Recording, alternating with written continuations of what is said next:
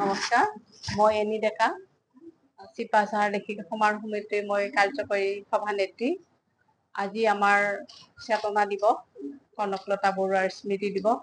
এই দিনটো সদৌ অসম লেখিকা সমাৰোহ সমিতিয়ে চেতনা দিৱস হিচাপে পালন কৰি আহিছে বীৰ শ্বহীদগৰাকীৰ স্মৃতিত।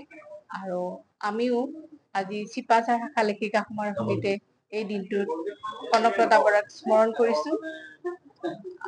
আমি ইয়াত সভা সমিতিত উপস্থিত ৰাইজক এটি গীত উপহাৰ দিবলৈ সক্ষম হৈছো। অনিতা দেৱী, যথেষ্ট আমাৰ ভাল লাগিছে আৰু এই অনুষ্ঠানটোতে আমি এইখিনি কৰিব পাই নিজকে ধন্য মানিছো। এইখিনি আজি মোৰ সঁচাকে ভাল লাগিছে। আজি শ্বহীদ কনকলতা বৰুৱাৰ স্মৃতি দিৱস। চিপাঝাৰ লেখিকা সমাৰোহ সমিতিয়ে প্ৰতি বছৰে এই দিৱসটি উদযাপন কৰি আহিছে।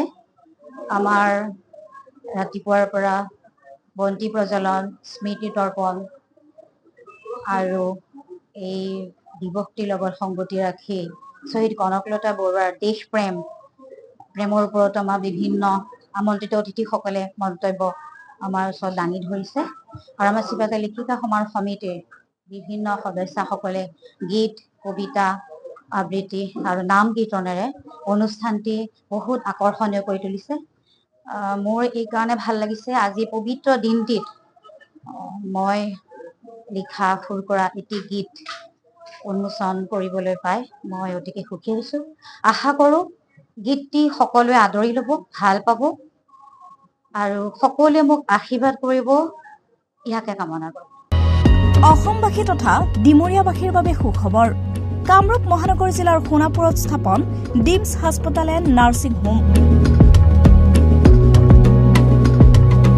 উপলব্ধ বিভাগসমূহ: general medicine, gynaecology, general and laparoscopic surgery, orthopaedic surgery, paediatrics and neonatology, palliative medicine, pain clinic, dermatology, ENT, urology, দুৰ্ঘটনা আৰু জৰুৰীকালীন সেৱাৰ বাবে 24 ঘণ্টাই উপলব্ধ ডিমছ হাস্পতাল এণ্ড নাৰ্ছিং হোম।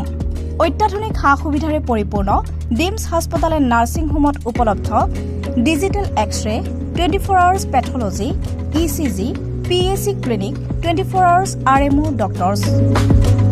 ঠিকনা: বৰঘাট, সোণাপুৰ, কামৰূপ মহানগৰ জিলা। যোগাযোগৰ নম্বৰ 8009040080।